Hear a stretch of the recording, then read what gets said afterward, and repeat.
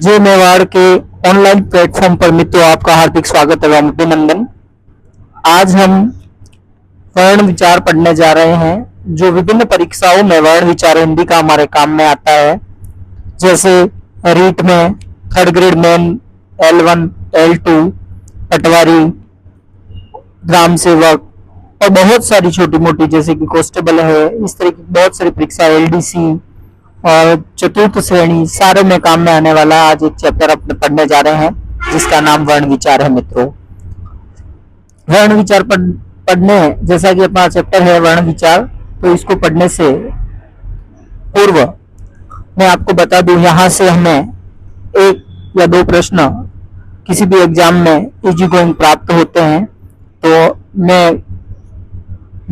मेरा विचार है कि मैं इस तरीके से पढ़ाऊं कि वह प्रश्न आपको सीधे सीधे राइट हो जाए, किसी भी प्रकार से कोई गलत ना हो। और वैसे भी सरल चैप्टर है, तो यहाँ से एक प्रश्न आता है और वो एक चैप्टर हमारा अच्छे से क्लियर हो जाए। तो शुरू करते हैं। जैसा चैप्टर का नाम है वर्ण विचार, तो पढ़ने से साथ में बता रहा हूँ कि वर्ण, जैसा चैप्टर का नाम है वर्ण विचार, तो वर्ण कहते किसे हैं, तो सब सर्वप्रथम बताते हैं वर्ण की परिभाषा। वर्ण किसे कहते हैं? भाषा की सबसे छोटी इकाई, भाषा की सबसे छोटी इकाई, सबसे छोटी इकाई जिसके और अधिक टुकड़े ना हो सके, जिसके भाषा की सबसे छोटी इकाई जिसके और अधिक टुकड़े ना हो सके, जिसके और अधिक टुकड़े ना हो सके, और अधिक टुकड़े ना हो सके। कहने का तात्पर्य अधिक, जिसके और अधिक टुकड़े ना हो सके। मित्रों, कहने का तात्पर्य यह है कि भाषा की सबसे छोटी इकाई है जिसके और टुकड़े ना हो सके। जैसे लिखा हमने क से कबूतर, इस क के और अधिक टुकड़े नहीं हो सकते। क स्वर सहित है यहाँ पर, तो क हलंत के साथ आ जाएगा। इस तरीके से ये हमारी भाषा की सबसे छोटी इकाई है। ध्यान ये रखना है कि वे इकाइयां जिनका एक बार लिखने के बाद टुकड़े न हो सके, अर्थात क, ख, ग, इस तरीके से ये ऐसे वर्ण हैं, ऐसे इनके और टुकड़े नहीं हो सकते। नेक्स्ट पेज पर चलते हैं और आगे की बात और करते हैं अपन। नेक्स्ट पेज पे चल रहे हैं। सेकंड पेज पे परिभाषा एक और ले सकते हैं। यहाँ पर वर्ण की पहली परिभाषा थी भाषा की वह सबसे छोटी इकाई जिसके और टुकड़े न हो सके, या एक बार लिखने के बाद दूसरी बार कोई टुकड़े नहीं हो सकते। सेकंड कंडीशन में विचार लेते अपन परिभाषा लेते हैं कि मौखिक भाषा में जिसे हम ध्वनि कहते हैं, मौखिक भाषा में जिसे हम ध्वनि कहते हैं, ठीक उससे लिखित भाषा में अपन वर्ण कहते हैं। पेन चेंज हो गया बाई मिस्टेक से, कोई दिक्कत नहीं, वापस ब्लैक ले लेते हैं। मौखिक भाषा में जिसे हम ध्वनि कहते हैं, ठीक उसे लिखित भाषा में वर्ण कहते हैं। लिखित भाषा में क्या कहेंगे? वर्ण कहेंगे। कैसे मैं बताता हूँ, थोड़ा टेक्निकल मिस्टेक की वजह से हम पेज चेंज हो गया। लिखित भाषा में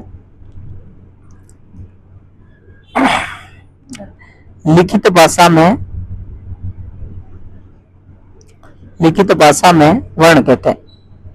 कैसे कहते हैं समझाते हैं।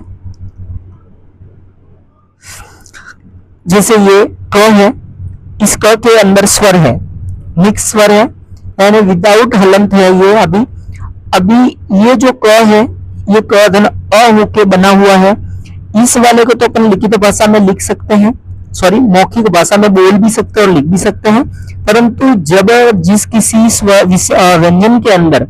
किसी व्यंजन के अंदर कोई स्वर न हो तो उसे केवल और केवल लिखा ही जा सकता है, वो लिखित भाषा का वर्ण कहला जाएगा। केवल ये लिख सकते हैं अपन, बोल नहीं पाएंगे। लेकिन यहाँ पे क्या हो जाएगा, बोल भी पाएंगे और लिख भी पाएंगे, क्योंकि इसके अंदर अ है हमारे पास, इसलिए इसको बोल पाएंगे क। यदि किसी व्यंजन के अंदर स्वर नहीं है तो वो बोला नहीं जा सकता, मात्र लिखा ही जा सकेगा। इस कारण से मौखिक कहा जाता है कि मौखिक भाषा में जिसे हम ध्वनि कहते हैं, ठीक लिखित भाषा में उसे अपन वर्ण कहते हैं। आगे बढ़ते हैं चैप्टर में। आगे बढ़ने के बाद जैसे हमने वर्ण पढ़ा, तो वर्ण के बाद में आ जाएगा हमारी वर्णमाला। वर्णमाला कहते किसे हम, तो वर्णमाला किसे कहते हैं? वर्णों के समूह को, वर्णों के व्यवस्थित समूह को, वर्णों के सुव्यवस्थित या व्यवस्थित बोल सकते हैं, व्यवस्थित, वर्णों के व्यवस्थित क्रम को क्या कहेंगे, क्रम को वर्णमाला कहते हैं अपन। अब वर्णमाला में क्या हो जाएगा, प्रत्येक भाषा की अपनी अपनी वर्णमाला होती है, प्रत्येक भाषा की अपनी अपनी, हालांकि ऐसे प्रश्न नहीं आते हैं कि हर भाषा की अपनी वर्णमाला होती है ना होती है, परंतु एक बेसिक कॉन्सेप्ट क्लियर करने के लिए ये पढ़ना जरूरी हो जाता है। प्रत्येक भाषा की अपनी अपनी वर्णमाला होती है, भाषा की अपनी अपनी वर्णमाला होती है। लिखवाना एक औपचारिक है, लिखवाना जरूरी हो जाता है, बाकी ऐसा कोई जरूरी नहीं था। तो प्रत्येक भाषा की अपनी अपनी वर्णमाला होती है, हिंदी की भी अपनी वर्णमाला है। हिंदी वर्णमाला के अंदर क्या क्या आएगा ये हम अगले, हिंदी की अपनी वर्णमाला लिख लेते हैं, हिंदी की अपनी वर्णमाला है, हालांकि नहीं भी लिखे तो कोई फर्क नहीं पड़े, यहाँ ये मैंने लिखा है हिंदी की अपनी वर्णमाला है। अब नेक्स्ट पेज पे अपन पढ़ेंगे हिंदी वर्णमाला के अंदर होगा क्या क्या, हिंदी वर्णमाला के अंदर क्या क्या चीजें हमें मिलेगी। तो हिंदी वर्णमाला के अंदर, हाँ यहाँ से प्रश्न आने वाला है, तो हिंदी वर्णमाला के अंदर स्वर मिलेगा हमें, यानी सारे स्वर हो जाएंगे। हिंदी वर्णमाला में स्वर के बाद अयोगवाह आते हैं, अयोगवाह आएंगे हमारे पास। अयोगवाह के बाद, अयोगवाह के बाद क्या आ जाएगा, एक सेकंड, अयोगवाह, अयोगवाह के बाद आ जाएगा व्यंजन, तीसरे नंबर पर सारे व्यंजन आ जाएंगे। तो ध्यान रखना है, स्वर आ जाएगा, अयोगवाह आ जाएगा, अयोगवाह के बाद हमारे पास क्या आ जाएगा, सारे व्यंजन आ जाएंगे।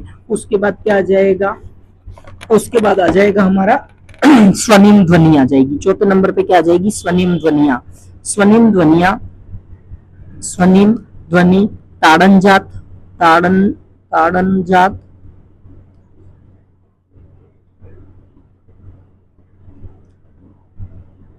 यहाँ पे जगह की कमी पड़ रही है इसलिए हम आगे लिख देते हैं ताड़न जात। ताड़न जात के बाद क्या आ जाएगा, उच्छिप्त आ जाएगा, उच्छिप्त ये। उसके बाद क्या आ जाएगा, आगत ध्वनिया आ जाएगी, आगत ध्वनि,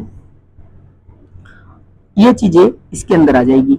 अब क्या होगा, ये पांचों पढ़ने के बाद, यानी इन पांचों के नाम लिखने के बाद हम विस्तृत रूप से स्वर के बारे में पढ़ेंगे। अब स्वर एक एक के बारे में पढ़ेंगे, पहले स्वर के बारे में पढ़ेंगे, फिर दोनों अयोगवाह के बारे में पढ़ेंगे, फिर व्यंजन के बारे में पढ़ेंगे, फिर ताड़न जात और स्वनिम ध्वनि के बारे में पढ़ेंगे, फिर आगत ध्वनियों के बारे में पढ़ेंगे। तो मित्रों चलते हैं एक भाग की तरफ, उसका नाम है स्वर।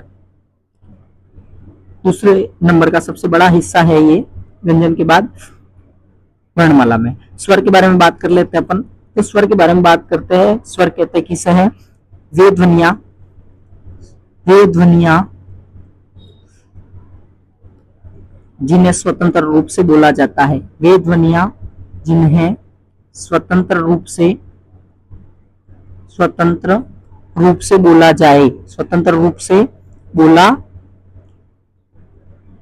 जाए। आशा करता हूँ राइटिंग समझ में आ रही होगी, नहीं तो मैं बोल रहा हूँ वहां से भी आप लिख सकते हैं।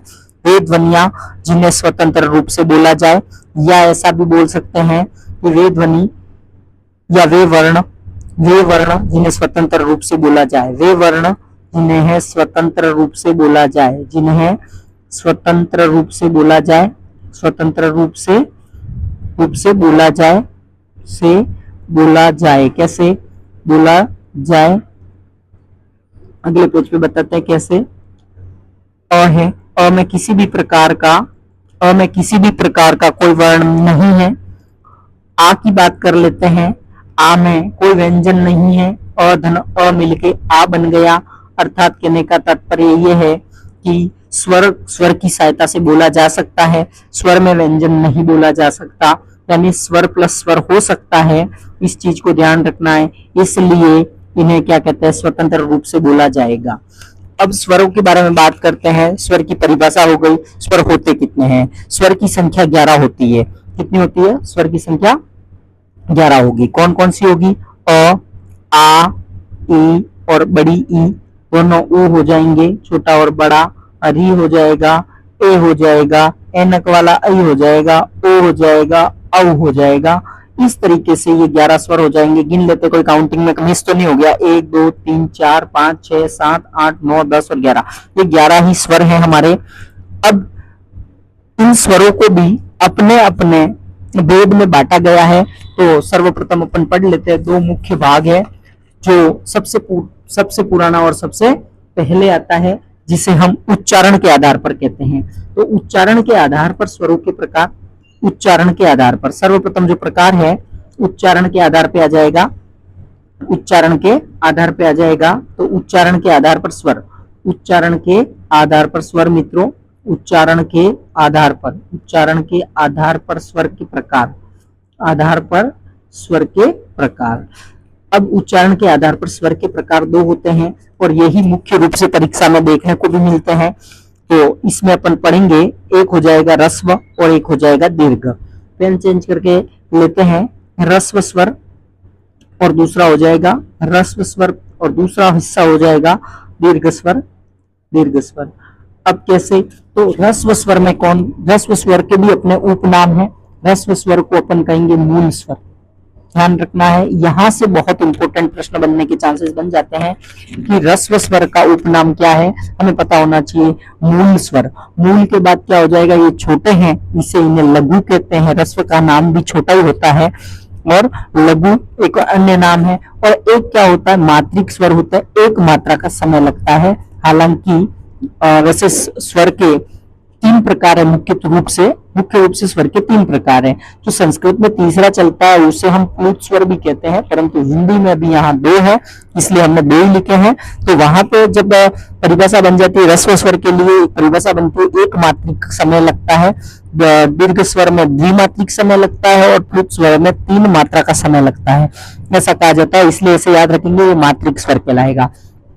उसी कंडीशन में आगे बढ़ते हुए दीर्घ स्वर की बात करते हैं। तो दीर्घ स्वर में क्या हो जाएगा, जैसे दीर्घ में लघु अपन ने रस्व लिखा, दीर्घ बोला अपन ने। अब लघु में क्या हो जाएगा, लघु में गुरु कह देंगे अपन। ध्यान रखना, अपने को लघु में गुरु कह देंगे और मात्रिक को द्विमात्रिक हो जाएगा। यहाँ पे याद रखने का अच्छा तरीका है कि मात्रिक और द्विमात्रिक। नेक्स्ट में क्या हो जाएगा, यहाँ पे स्वर कौन से होंगे, छोटे वाले होंगे, परंतु यहाँ पे कोई स्वर दूसरे स्वर से मिलके नहीं बन रहा, परंतु यहाँ पे एक स्वर दूसरे स्वर के ऊपर डिपेंडेड है, यानी मिल के बन रहे हैं, इसलिए इसको कहेंगे संधि। संधि का मतलब होता है जोड़। तो संधि, संधि के बाद संयुक्त, तो दूसरे से मिला हुआ है, इसलिए संयुक्त यानी एक से अधिक में संयुक्त। और अपन कह सकते हैं मिश्रित यानी मिला हुआ है, इसलिए इसका अन्य नाम भी क्या हो जाएगा, मिश्रित स्वर हो जाएगा। तो दीर्घ स्वर के नाम क्या हो जाएंगे, दीर्घ स्वर, गुरु स्वर, और फिर क्या हो जाएगा, दीर्घ स्वर, गुरु स्वर, द्विमात्रिक स्वर, संधि, संयुक्त और मिश्रित स्वर। जबकि रस्व स्वर का नाम हो जाएगा, रस्व स्वर में मूल स्वर, लघु स्वर और मात्रिक स्वर। अब अपन ने 11 स्वर पढ़े थे, 11 स्वर पढ़े, उसकी बात कर लेते हैं। उसमें रस्व कौन से हो जाएंगे और दीर्घ कौन से हो जाएंगे। तो रस्व छोटे होते हैं, अ, ई और छोटा ऊ और री हो जाएगा,